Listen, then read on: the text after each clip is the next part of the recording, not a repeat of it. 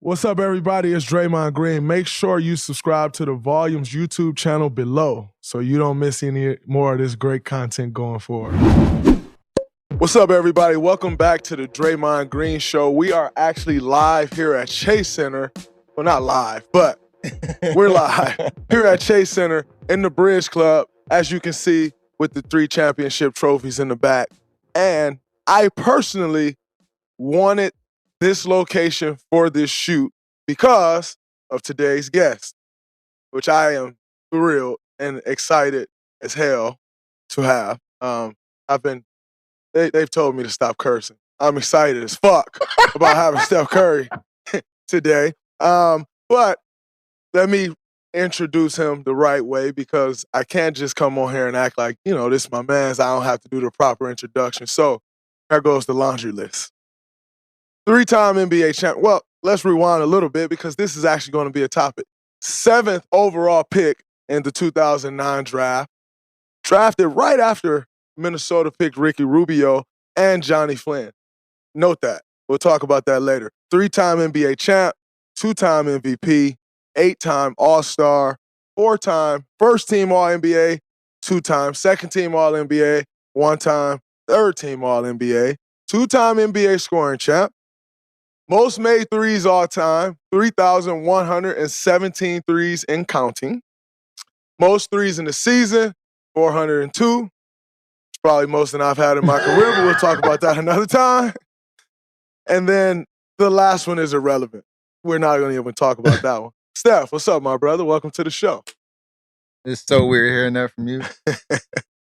I appreciate it. Absolutely. And starters, since we are discussing that, you're drafted with the 7th pick by the Golden State Warriors. Rumor has it that you never wanted to play for the Golden State Warriors. Can you help me understand that? Yes. Taking me back. So, like, the draft is always weird just because you have a plan, or you think you know where the best fit is, and especially when, in the lottery kind of situation, you kind of know who you're kind of slide against from other your counterparts at the same position. I always wanted to go to New York. That was it. Like, I was trying to find my way there. Mike D'Antoni was there. Danilo Gallinari, our future, or past but future at the time, teammate David Lee.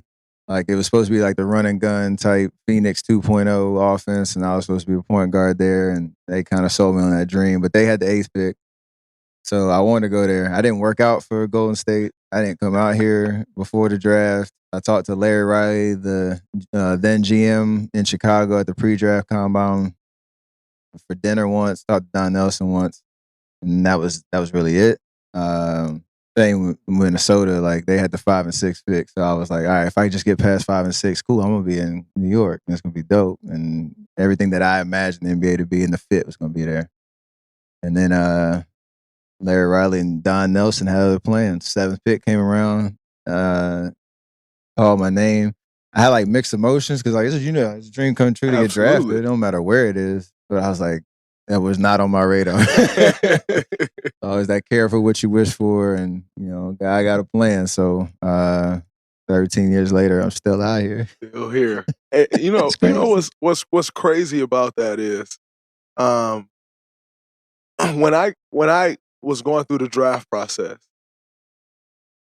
I'm a very deep thinker. Yeah. So I spent my pre-draft in East Lansing. So driving to the airport when I'm headed out for a workout, which I know y'all caught the little lottery flex in there. Don't act like don't. I was about to say, when I got the envelope to go to the green room type. Don't not for one second think that wasn't a low-key shot. That was definitely a shot, but I'll take that one on the chin.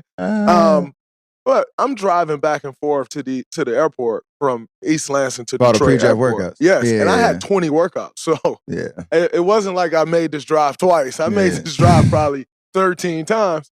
And I'm riding and I'm thinking about the whole process. And as I'm riding, I'm thinking to myself, like, where are all the places I would go? And like I've told the story before, I had a promise from Indiana. I had a promise, like, if I was still there, Memphis would take me, Miami would take me, all these teams that told me if I was still there, they would take me. None of them did. But I'm driving and I'm thinking to myself, like, where am I going to end up? And I kid you not, I thought to myself one day, like, I don't know where I'm going to end up, but I do know, and I literally had this thought, but I do know I just won't end up in the state of California. Okay. And I'm not sure why I had that thought. It wasn't even about the pick number. It's just It wasn't the pick number. It wasn't the Lakers, the Kings, the Warriors, the Clip. It wasn't. It was just, I don't think I'm going to end up in the state of California. And for me, that was a big deal. I had never lived outside of the state of Michigan, you know, and so that was a big deal for me. But I just never thought I'd end up here. So to hear that you didn't want to come here, I can't say that I didn't necessarily want to come here. I didn't have that choice. I had an option of wherever I was going to go, I needed to go. Straight up. But I had no idea that I would end up out here. Yeah. And like you said, 13 years later, 10 years later, I'm still sitting here. For real. And like, you grew up in Michigan, North Carolina. Like, I came to LA once or twice and never been to the Bay up until my junior year of college. I played my last game here at St. Mary's against Patty Mills and the St. Mary Gales. That was the first time I'd ever been here. We stayed at the Walnut Creek Marriott. Really? Like, I used to live like 8 minutes from there. It's so weird just thinking about how where some place becomes your home just out of nowhere, kind of unexpected, and start to build an identity out here. So it's pretty dope. What did you make of Ricky Rubio and Johnny Flynn getting drafted right before you? Did you think there was any chance that Minnesota would draft them before you? No, or was there any chance that Minnesota would draft you? That's what I was thinking more so, like, because I have done my pre-draft workouts with pretty much all the point guards at some point. Rubio, he didn't come over, so I didn't work out with him. But like Johnny Flynn, Tyreek Evans, Ty Lawson, Drew Holiday, Eric Boehner. I'm missing one. And it's gonna kill me. Brandon Jennings. So like, I worked out with all of them, and I was like, I know, you know, from a shooting perspective, obviously I got it, but I have a lot to offer, and you know, I should be at the top of that PG list. Obviously, James went 3, Tyreek went 4, and at that point, I'm like, okay, Washington had just traded their pick to DC. Washington had traded their pick to Minnesota, so they had 5 and 6. I'm like, there's a good chance like they're gonna pick me. But if I get past that, New York had already made that promise. Golden State wasn't even on the radar. But definitely when they took 2 point guards, you're sitting in the green room like, all right, that's weird. Like, what's the plan there? And why am I still sitting here? But obviously I only had about 8 minutes to think about that. And then I was next. So it was just different. I always laugh too, because there was like this article that came out about David Kahn, who was the GM at the time. And like, obviously it's revisionist history. It's like my 4th or 5th year in the league. It's like, oh, why didn't Minnesota pick me over, you know, those 2 guys when they took 2 point guards? And the line was like, oh, he knew how much I like golf, and Minnesota's too cold, so I wouldn't have been happy there as a basketball player knowing I couldn't play golf throughout the year. I said, ooh, that's a reach right there. That's a certified reach. And next up on this episode, we should play the game that Chuck plays on TNT. Where is he now? Because wherever he is now, that's where he belongs. It's not in the NBA. Wherever he is now, that's exactly where he belongs. But so the whole draft process happens. And so for all the listeners out there, what you have to understand is every guy, 2 things here. Mm-hmm. Every guy in the league has a guy that destroys you every time you play him, and he's not like one of those guys. And then I think everyone also has like a guy who at some point in your career or another, that guy was in front of you, and we all look at it as like, even during that moment, you're looking at it like, this dude isn't better than me. Like, I'm not sure why this guy's playing with me. The world then gets to see that as time plays out. Like, and there's one guy that was in front of you, had an incredible college career, not so much NBA career, but there was one guy that was in front of you that you did not play for in front of your rookie year. And you talked to us about who that guy is and how that drove you to want to destroy him and ultimately probably moved him out the NBA, but that's a whole nother story. Who you talking about? Oh, you know exactly who I'm talking about. Wait, who you talking about? AC Law. I was about to say, okay. AC Law. So, but like, there's a thing between college basketball and the league. Like, we all know, like you said, it's just fit timing, it's just opportunity, it's matchups, it's all that type of stuff. My second year in the league, like AC Law was the point guard. I was in practice, I was going against him. Like, he was nice and he had his like such a unique game that I could never really figure out. But I was trying to come into my own as a player, and he was getting all the minutes. he was closing out fourth quarters, and I always say, like, the league is funny just because confidence is everything, opportunity is everything, and what you do when you get that opportunity can dictate your future, and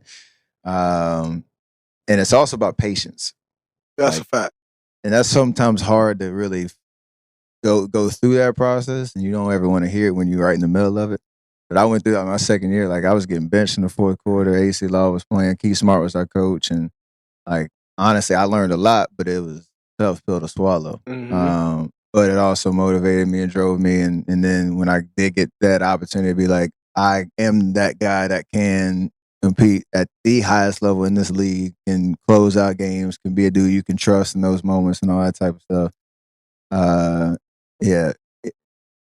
AC is definitely the name that kind of embodies that moment for good or for worse.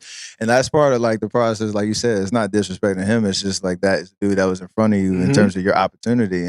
And to his credit, he was a great vet in terms of he was helping me throughout that process, but he knew like I was kind of in my place. So it was kind of like it was only a matter of time. A little bittersweet.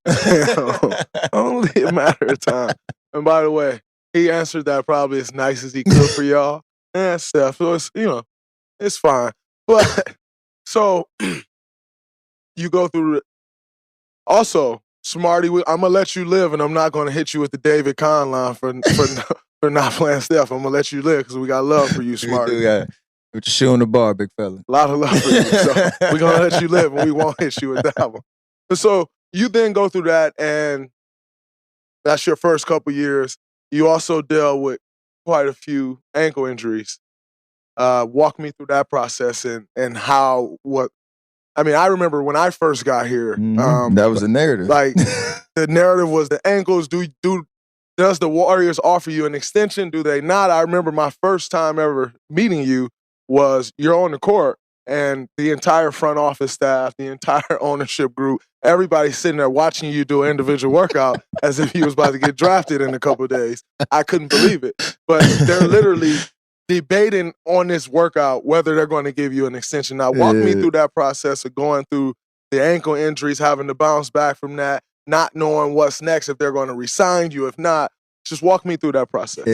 I was never played with injuries my entire basketball career, from middle school, high school, college. Like, I had a pretty clean track record on that front. So even my rookie year, I played 7 or 8.